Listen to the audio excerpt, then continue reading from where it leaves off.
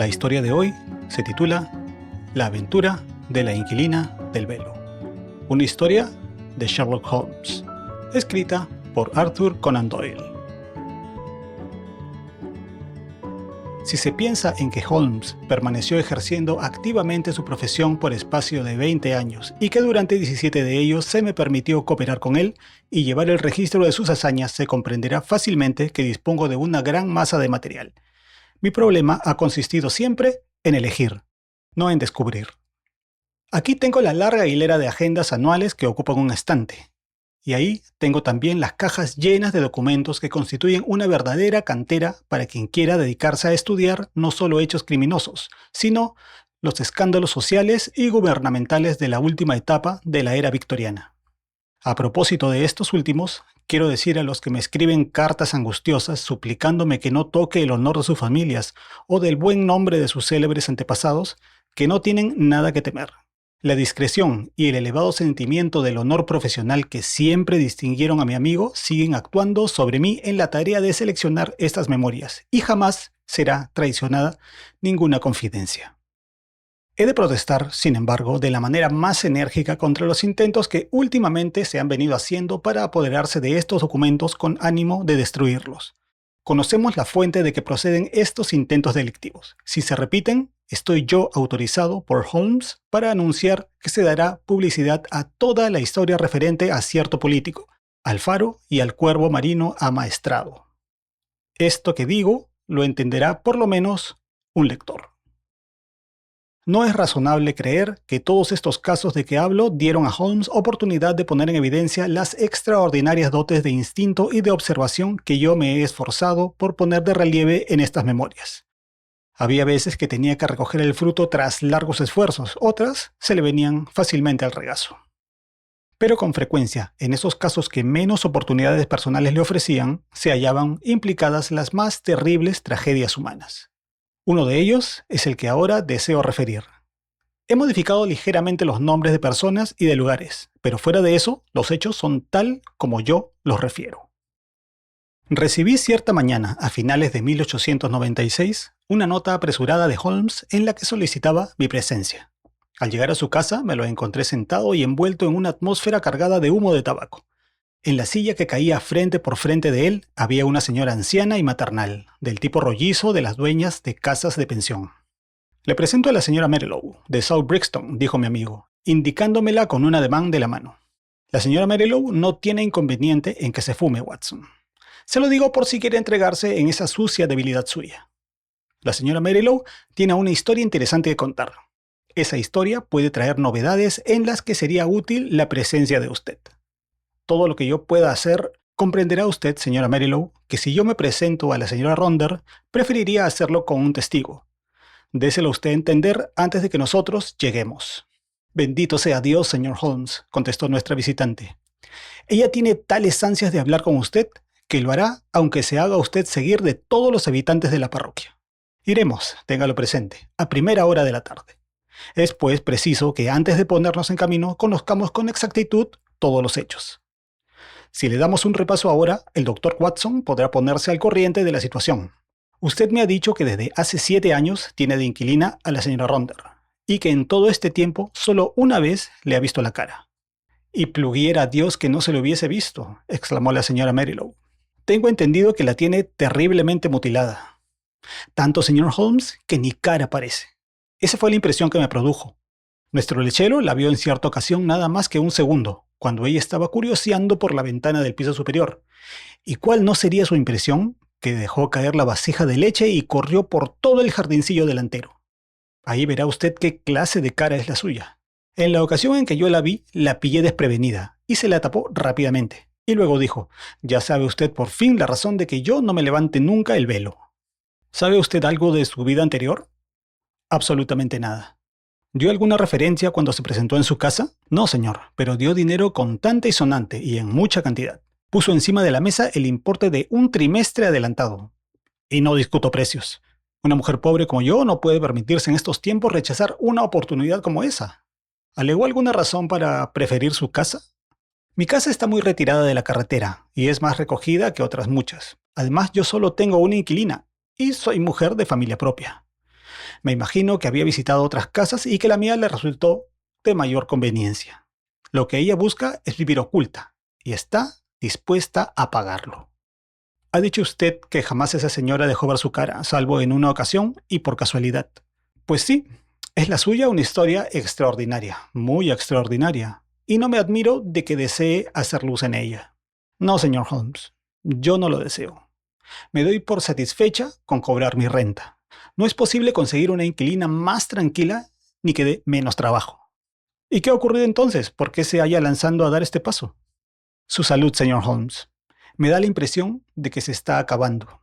Además, hay algo espantoso en aquella cabeza. ¡Asesino! Grita, asesino. Y la otra vez la oí. ¡Fiera! ¡Monstruo! Era de noche y sus gritos resonaban por toda la casa dándome escalofríos. Por eso fui a verla por la mañana y le dije, señora Ronder, si tiene usted algún secreto que conturbe su alma, para eso están el clero y la policía. Entre unos y otros le proporcionarían alguna ayuda. Ella exclamó, nada de policías, por amor de Dios. Y en cuanto al clero, no es posible cambiar el pasado. Y sin embargo, me quitaría un peso del alma que alguien se enterase de la verdad antes que yo muera. Pues bien, le dije yo, si no quiere usted nada con la policía, tenemos a ese detective del que tanto leemos. Con su perdón, señor Holmes. Ella se agarró de esa idea inmediatamente. Ese es el hombre que necesito. ¿Cómo no se me ocurrió jamás acudir a él? Tráigalo, señora Merylow, y si pone inconvenientes a venir, dígale que yo soy la mujer de la colección de fieras de Ronder. Dígale eso y cítele el nombre de Abbas Parva. Aquí está como ella lo escribió, Abbas Parva. Eso le hará venir si él es tal y como me lo imagino. Me hará ir, en efecto, comentó Holmes. Muy bien, señora Merylow. Desearía tener una breve conversación con el doctor Watson. Eso nos llevará hasta la hora del almuerzo. Puede contar con que llegaremos a su casa de Brixton a eso de las 3. Apenas nuestra visitante había salido de la habitación con sus andares menudos y bamboleantes de ánade, cuando ya Sherlock Holmes se había lanzado con una furiosa energía sobre una pila de libros vulgares que había en un rincón. Se escuchó durante algunos minutos un constante roce de hojas y de pronto un gruñido de satisfacción, porque había dado con lo que buscaba. Era tal su excitación que no se levantó, sino que permaneció sentado en el suelo, lo mismo que un Buda extraño, con las piernas cruzadas, rodeado de grandes volúmenes y con uno de ellos abierto encima de las rodillas. Watson, este es un caso que en su tiempo me trajo preocupado. Fíjese en mis notas marginales que lo demuestran. Reconozco que no logré explicármelo. Sin embargo, estaba convencido de que el juez de investigación estaba equivocado. ¿No recuerda usted la tragedia de Abbas Parva? En absoluto, Holmes. Sin embargo, por aquel entonces usted vivía conmigo. Desde luego, también mis impresiones del caso eran muy superficiales, por lo que no disponía de datos en que apoyarme, y porque ninguna de las dos partes había solicitado mis servicios. Quizás le interese leer los periódicos. ¿No podría señalarme usted mismo los detalles sobresalientes? Es cosa muy fácil de hacer. Ya verá cómo los recuerda conforme yo vaya hablando. El nombre de Ronder era desde luego conocidísimo. Era el rival de Wobble y de Sanger, uno de los más grandes empresarios de circo de su tiempo. Hay, sin embargo, pruebas de que se entregó a la bebida y de que al ocurrir la tragedia se hallaban tanto él como su circo ambulante en decadencia. La caravana se había detenido para pasar la noche en Abbas Parva, pueblo pequeño del Berkshire, que fue donde ocurrió este hecho horrendo. Iban caminando de Wimbledon y viajaban por carretera. Se limitaron pues a acampar, sin hacer exhibición alguna, porque se trataba de un lugar tan pequeño que no les habría compensado el trabajo. Entre las fieras que exhibían figuraba un magnífico ejemplar de león de África. Le llamaban el rey del Sahara, y tanto Ronder como su mujer tenían por costumbre realizar exhibiciones dentro de su jaula. Ahí tiene una foto de la escena. Verá por ella que Ronder era un cerdo corpulento y su esposa una espléndida mujer. Alguien testimonió durante la investigación que el león había ofrecido síntomas de estar de humor peligroso, pero que, como de costumbre, la familiaridad engendra el menosprecio, y nadie hizo caso. Era cosa corriente de que Ronder o su esposa diesen de comer al león por la noche. Unas veces lo hacía uno de ellos, otras los dos juntos, pero nunca permitían que nadie más le diese de comer, creyendo que mientras fuesen ellos los que le llevaban el alimento, el león los consideraría como bienhechores suyos y no les haría ningún daño. La noche del suceso habían entrado los dos a darle de comer. Y entonces ocurrió un suceso horrendo, pero cuyos detalles nunca se consiguió poner en claro. Parece que el campamento todo se despertó hacia medianoche por los rugidos del animal y los chillidos de la mujer. Todos los cuidadores y empleados acudieron dentro de sus tiendas corriendo, llevando linternas. A la luz de estas vieron un espectáculo horrible. Ronder yacía en el suelo, con la parte posterior del cráneo hundida, y con señales de profundos zarpazos en el cuero cabelludo, a unos 10 metros de distancia de la jaula que estaba abierta. Cerca de la puerta de la jaula yacía la señora Ronder, de espaldas, con la fiera acurrucada y enseñando los dientes encima de ella. Le había destrozado la cara de tal manera que no se creyó que sobreviviera. Varios de los artistas del circo, encabezados por el forzudo Leonardo y por el payaso Griggs, acometieron a la fiera con pértigas, y el león dio un salto hacia atrás y se metió a su jaula, que aquellos se apresuraron a encerrar. Nadie supo cómo había quedado abierta. Se llegó a la suposición de que la pareja había intentado entrar a la jaula, pero que en el instante en que fueron corridos los cierres de la puerta, el animal se lanzó sobre ellos de un salto. Ningún otro detalle de interés apareció en la investigación, fuera de que la mujer, en el delirio de sus atroces dolores, no cesaba de gritar «¡Cobarde, cobarde!» cuando la conducían al carromato en que vivían. Transcurrieron 6 meses antes de que ella pudiera prestar declaración, pero se cumplieron debidamente todos los trámites, y el veredicto del jurado del juez de instrucción fue de muerte sobrevenida por una desgracia. ¿Cabía otra alternativa?, pregunté yo. Tiene usted razón de hacer esa pregunta. Sin embargo, había un par de detalles que trajeron desasosiego a Edmundus, de la policía de Berkshire. Magnífico muchacho el tal Edmunds. Más tarde lo designaron a Allahabad. Gracias a él me puse en contacto con el asunto, porque se dejó caer por aquí y fumamos un par de pipas hablando del mismo. ¿Era un individuo delgado y de pelo rubio? Exactamente. Tenía la seguridad de que descubriría usted su pista inmediatamente. ¿Y qué fue lo que le preocupaba? La verdad es que nos preocupó a los dos. Resultaba endiabladamente difícil reconstruir el hecho. Mírelo desde el punto de vista de León. Se ve en libertad. ¿Y qué hace entonces? Da media docena de saltos hacia adelante para ir a caer sobre Ronder. Este se da media vuelta para huir, puesto que las señales de los zarpazos las tenía en la parte posterior de la cabeza. Pero el león lo derrumba. Entonces, en vez de dar otro salto y escapar, se vuelve hacia la mujer, que estaba cerca de la jaula, la derriba de espaldas y le mastica la cara.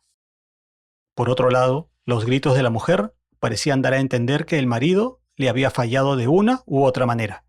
¿Qué pudo hacer el pobre hombre para socorrerla? ¿No ve usted la dificultad? Desde luego. Pero había algo más que se me ocurre a mí ahora que vuelvo a repasar el asunto. Algunas de las personas declararon que, coincidiendo con los rugidos del león y con los chillidos de la mujer, se oyeron gritos de terror que daba un hombre. Serían de Ronder, sin duda. Difícilmente podía gritar si estaba con el cráneo destrozado. 2 testigos por lo menos se referían a gritos de un hombre mezclados con los de una mujer. Yo creo que para entonces estaría gritando el campamento entero. Por lo que se refiere a los demás puntos, creo que podría apuntar una solución. La tomaré muy a gusto y en consideración. Cuando el león se vio en libertad, él y ella estaban juntos, a 10 metros de la jaula. Ronder se dio media vuelta y fue derribado. La mujer concibió la idea de meterse dentro de la jaula y de cerrar la puerta. Era aquel su único refugio. Se lanzó a ponerla en práctica, pero cuando ya llegaba a la puerta, la fiera saltó sobre ella y la derribó. La mujer irritada contra su marido porque al huir la fiera se había enfurecido. Si ambos le hubieran hecho frente, quizá lo hubieran obligado a retroceder. De ahí sus estentóreos gritos de cobarde. Magnífico, Watson. Su brillante exposición no tiene más que un defecto. ¿Qué defecto, Holmes? Si ambos estaban a 10 pasos de distancia de la jaula, ¿cómo llegó la fiera a encontrarse con la puerta abierta? ¿No es posible que tuviesen algún enemigo y que éste la abrió? ¿Y por qué habría de cometerlos de manera tan salvaje si estaba acostumbrada a jugar con ellos y a exhibir con ellos sus habilidades dentro de la jaula? Quizás ese mismo enemigo había hecho algo con el propósito de enfurecerlo. Holmes permaneció pensativo y en silencio durante algunos minutos. Bien, Watson. Hay algo que decir en favor de su hipótesis. Ronder era un hombre que tenía muchos enemigos. Edmunds me dijo que cuando estaba metido en copas era espantoso. Hombre corpulento y fanfarrón, maltrataba de palabra y obra a cuantos se le cruzaban en el camino. Yo creo que aquellos gritos de monstruo de los que nos ha hablado nuestra visitante son reminiscencias nocturnas del muerto querido. Sin embargo, todo esto no son sino cábalas fútiles, mientras no conozcamos todos los hechos. Tenemos en el aparador una perdiz fría y una botella de Montrachet. Renovemos nuestras energías antes de que tengamos que exigirles un nuevo esfuerzo. Cuando nuestro coche Hanson nos dejó junto a la casa de la señora Marilow, Nos encontramos a la rolliza señora cerrando con su cuerpo el hueco de la puerta de su morada humilde, pero retirada. Era evidente que su precaución principal era la de no perder una buena inquilina, y antes de conducirnos al piso superior, nos suplicó que no dijésemos ni hiciésemos nada que pudiera provocar un hecho tan indeseable. Por fin, después de haberle dado toda clase de seguridades, nos condujo por la escalera, estrecha y mal formada, hasta la habitación de la misteriosa inquilina. Era un cuarto mal ventilado, angosto, que olía rancio como no podía menos, puesto que la ocupante no salía de él apenas. Por algo que parecía justicia del destino, aquella mujer que tenía encerrada a las fieras en una jaula había acabado siendo como una fiera dentro de una jaula. Se hallaba sentada en un sillón roto, en el rincón más oscuro del cuarto. Los largos años de inactividad habían quitado algo de esbeltez a las líneas de su cuerpo, que debió ser hermoso, y conservaban aún su plenitud y voluptuosidad. Un grueso velo negro le cubría el rostro, pero el borde del mismo terminaba justamente encima del labio superior, dejando al descubierto una boca perfecta y una barbilla finamente redondeada. Yo pensé que, en efecto, debió ser una mujer extraordinaria. También su voz era de timbre delicado y agradable. Señor Holmes, usted conoce ya mi nombre, explicó. Pensé que bastaría para que viniese. Así es, señora, aunque no acabo de comprender cómo sabe que yo estuve interesado en el caso suyo. Lo supe cuando recobraba ya mi salud. Fui interrogada por el detective del condado, el señor Edmunds. Pero yo le mentí. Quizás habría sido más prudente decirle la verdad. Por lo general, decir la verdad suele ser lo más prudente. ¿Y por qué mintió usted? Porque de ello dependía la suerte de otra persona. Era un ser indigno por demás. Yo lo sabía, pero no quise que su destrucción recayese sobre mi conciencia. Habíamos vivido tan cerca, tan cerca. ¿Ha desaparecido ya ese impedimento? Sí, señor. La persona a que aludo ha muerto. ¿Por qué entonces no le cuenta usted ahora a la policía todo lo que sabe? Porque hay que pensar también en otra persona. Esa otra persona soy yo. Sería incapaz de aguantar el escándalo y la publicidad que acarrearía el que la policía tomase en sus manos el asunto. No es mucho lo que me queda de vida, pero deseo morir sin ser molestada. Sin embargo, deseaba dar con una persona de buen criterio a la que poder confiar mi terrible historia, de modo que, cuando yo muera, pueda ser comprendido cuánto ocurrió. Eso es un elogio que me hace usted, señora. Pero soy además una persona que tiene el sentimiento de su responsabilidad. No le prometo que después que usted haya hablado, no me crea en el deber de poner su caso en conocimiento de la policía. Creo que no lo hará usted, señor Holmes. Conozco demasiado bien su carácter y sus métodos, porque vengo siguiendo su labor desde hace varios años. El único placer que me ha dejado el destino es el de la lectura, y pocas cosas de las que ocurren por el mundo se me pasan inadvertidas. En todo caso, estoy dispuesta a correr el riesgo del empleo que usted pueda hacer de mi tragedia. Mi alma sentirá alivio contándola. Tanto mi amigo como yo nos alegraríamos de oírla. La mujer se levantó y sacó de un cajón la fotografía de un hombre. Saltaba a la vista que se trataba de un acróbata profesional, de magnífica conformación física. Estaba retratado con sus poderosos brazos cruzados delante del arqueado pecho, y con una sonrisa que asomaba por entre sus tupidos bigotes. La sonrisa engreída del hombre conquistador de mujeres. Es Leonardo, nos dijo. ¿Leonardo, el forzudo que prestó declaración? Él mismo. Y este otro es mi marido. Era una cara espantosa, la cara de un cerdo humano, o más bien de un jabalí formidable en su bestialidad. Era fácil imaginarse aquella boca repugnante, rechinando y echando espumarajos en sus momentos de rabia, y aquellos ojillos malignos proyectando sus ruindades sobre todo lo que miraban. Rufián, fanfarrón, bestia. Todo eso estaba escrito en aquel rostro de gruesa mandíbula. Estos dos retratos le ayudarán, caballeros, a comprender esta historia. Cuando yo tenía 10 años era ya una muchacha de circo, educada en el serrín de la pista y que saltaba por el aro. Cuando me convertí en mujer, se enamoró de mí este hombre, si a su lasciva se le puede dar el nombre de amor. En un mal momento me casé con él. Desde ese día viví un infierno. Y él fue un demonio que me atormentó. No había una sola persona en toda la compañía que no supiese cómo me trataba. Me abandonó para ir con otras. Si yo me quejaba, solía atarme y me azotaba con su fusta de montar. Todos me compadecían y todos le odiaban. Pero, ¿qué podían hacer? Desde el primero hasta el último le temían. porque era terrible en todo momento, pero llegaba a sanguinario siempre que estaba borracho. Una y otra vez fue condenado por agresión y por crueldad con los animales, pero tenía dinero abundante y le importaba muy poco las multas. Los mejores artistas nos abandonaron y el espectáculo comenzó a ir cuesta abajo. Únicamente Leonardo y yo lo sosteníamos, con la ayuda del pequeño Jimmy Griggs, el payaso. Este pobre hombre no tenía muchos motivos para estar de buen humor, pero se esforzaba cuanto podía en evitar que todo se derrumbase. Leonardo entró cada vez más íntimamente en mi vida. Ya han visto ustedes cómo es físicamente. Ahora sé cuán pobre era el espíritu encerrado en un cuerpo tan magnífico, pero comparado con mi marido, parecía algo así como el ángel Gabriel.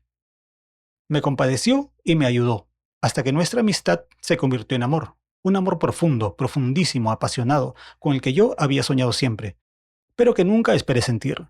Mi marido lo sospechó, pero yo creo que tenía tanto de cobarde como de bravucón, y que Leonardo era el único hombre al que temía. Se vengó a su manera, atormentándome cada vez más. Una noche mis gritos trajeron a Leonardo hasta la puerta de nuestro carromato. Aquella vez bordeamos la tragedia, y mi amante y yo no tardamos en comprender que no era posible evitarla. Mi marido no tenía derecho a vivir. Planeamos su muerte. Leonardo era un hombre de cerebro astuto y calculador. Fue él quien planeó todo. No lo digo para censurarle, porque yo estaba dispuesta a acompañarle hasta la última pulgada del camino. Pero yo no habría tenido jamás el ingenio necesario para trazar aquel plan. Preparamos una clava, fue Leonardo quien la fabricó, y en la cabeza de la misma, hecha de plomo, aseguramos 5 largas uñas de acero, con las puntas fuera y de la misma anchura de la garra del león.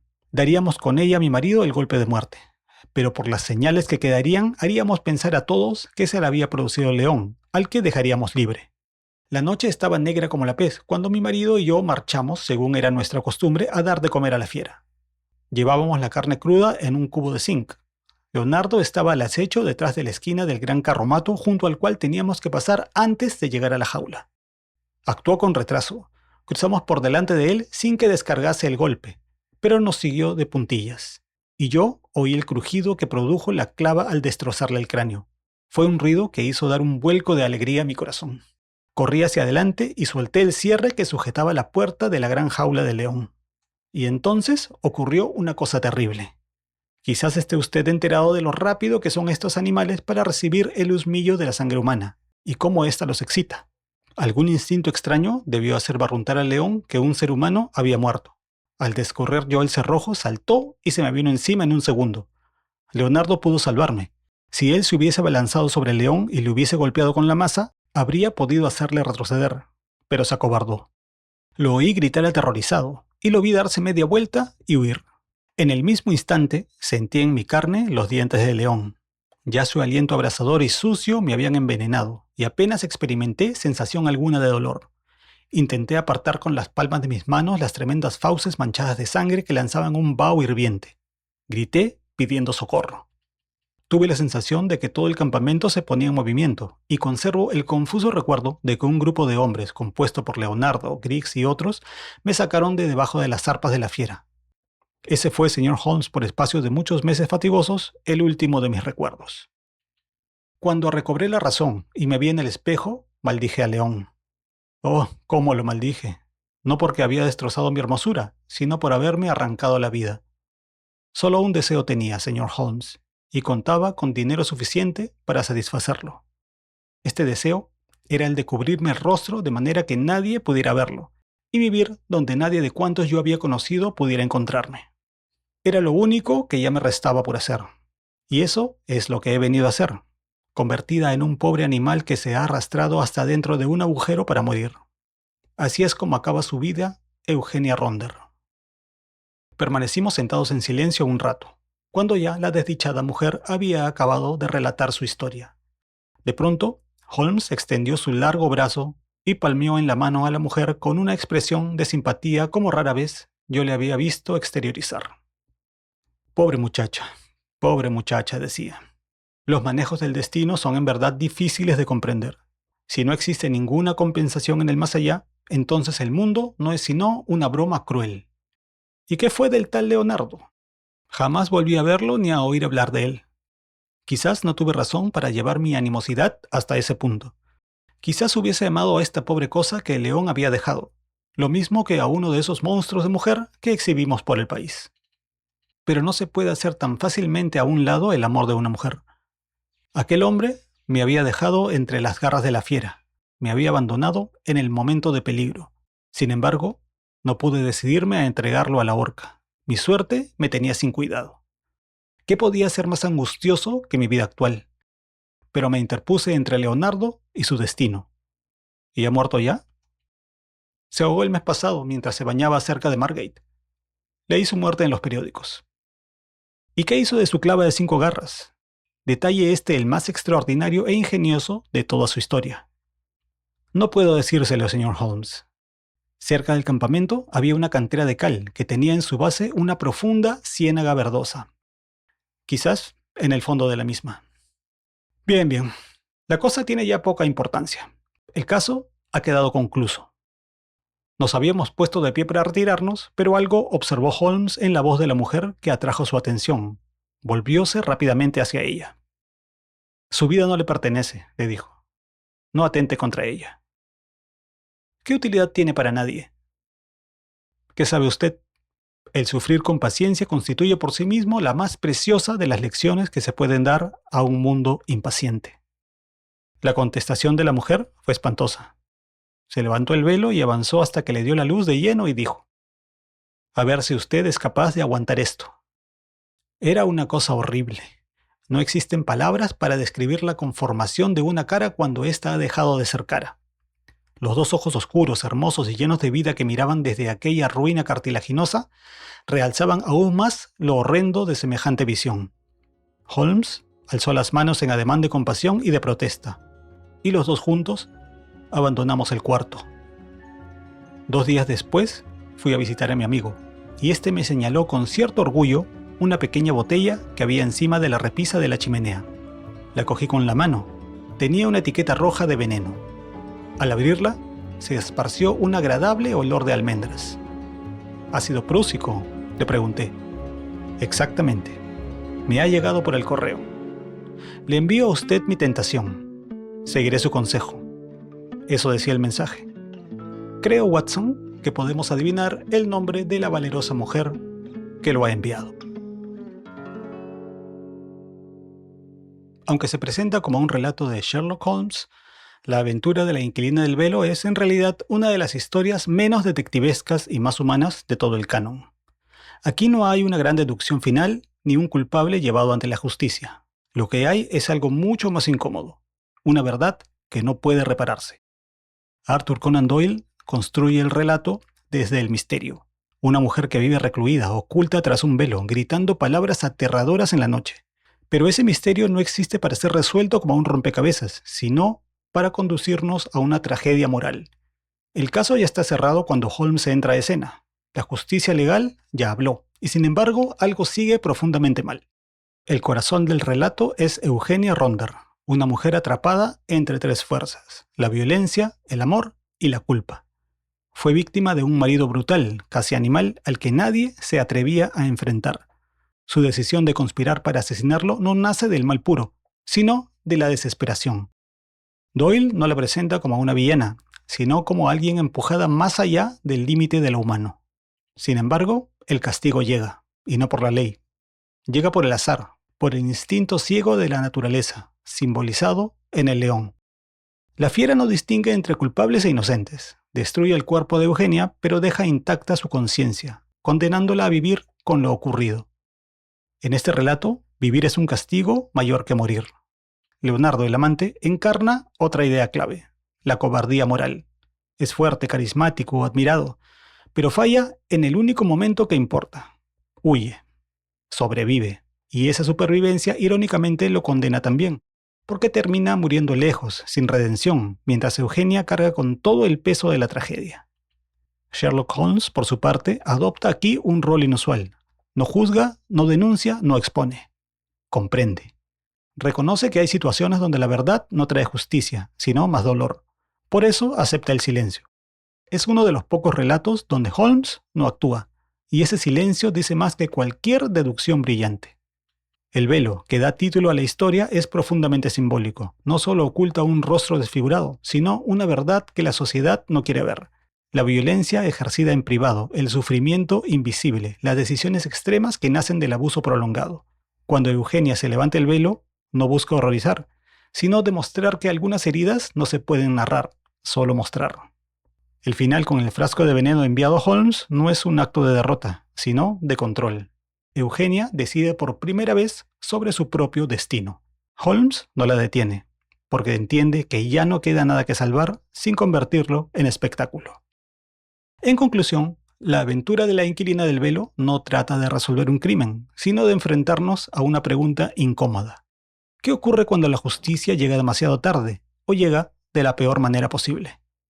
Este es un relato sobre el sufrimiento silencioso, sobre la fragilidad humana y sobre los límites de la ley frente al dolor. Por eso, más de un siglo después, sigue siendo una de las historias más perturbadoras y maduras de Sherlock Holmes. Si llegaste hasta aquí, no dudes en suscribirte al canal para poder seguir subiendo más historias como esta. Nos vemos en el próximo video.